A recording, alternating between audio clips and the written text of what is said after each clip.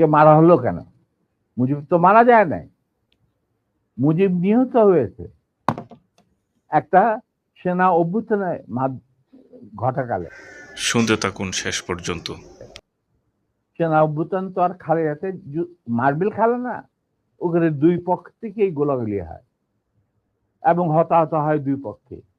শুনতে থাকুন শেষ পর্যন্ত। যেমন মুজিবের পক্ষের কিছু লোক মারা গেল, সেভাবে বিপ্লবীদের সেনা অভ্যুত্থানকারী বিপ্লবীদের তরফ থেকে শুনতে থাকুন শেষ পর্যন্ত।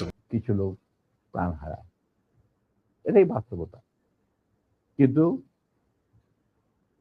তারা বিজয়ী হয়ে, শুনতে থাকুন শেষ পর্যন্ত। বিপ্লবীরা বিজয়ী হলো, তারা ক্ষমতা তাদের নিজের হাতে নিয়ে নিল স্বতঃস্ফূর্ত ভাবে।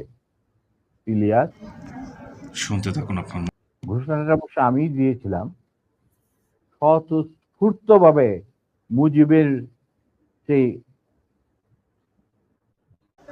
আপনাদের মূল্যবান মন্তব্য পেশ করুন। মৃত্যুর খবর জানার পর আর বাকশালের পতনের খবর জানার পর লাখো লাখো লোক, মানে দেশের রাস্তা ঘাট, কি হয়েছিল সব জায়গায়, শহর, বন্দর, নগর, গ্রাম,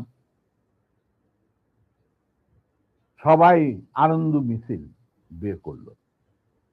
আমরা আপনাদের মূল্যবান মন্তব্য অবশ্যই লোকজনকে ডেকে নিয়ে আসিনি, স্বতঃস্ফূর্ত ভাবে লোকজন। আর শুনতে থাকুন শেষ পর্যন্ত। শুনতে থাকুন। যে সমস্ত রাজনৈতিক নেতা বা দলগুলো আন্ডারগ্রাউন্ড ছিল, তারাও জনসমর্থন নিয়ে রাস্তায় চলে আসে। শুনতে থাকুন। এইভাবেই জনস্বীকৃতি পেয়েছিল 15 আগস্টে 32 সামরিক অভ্যুত্থান। সম্মানিত ভিউয়ার্স, সকলকে উদ্দেশ্য করে বলছি, আপনাদের মূল্যবান মন্তব্য অবশ্যই কমেন্ট বক্সে জানাবেন। মানুষ সত্য জানার অপেক্ষায় আছে।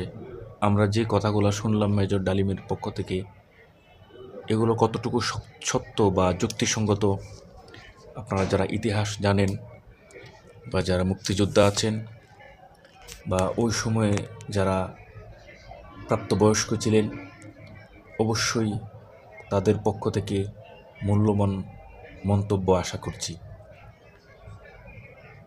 সকলকে ধন্যবাদ।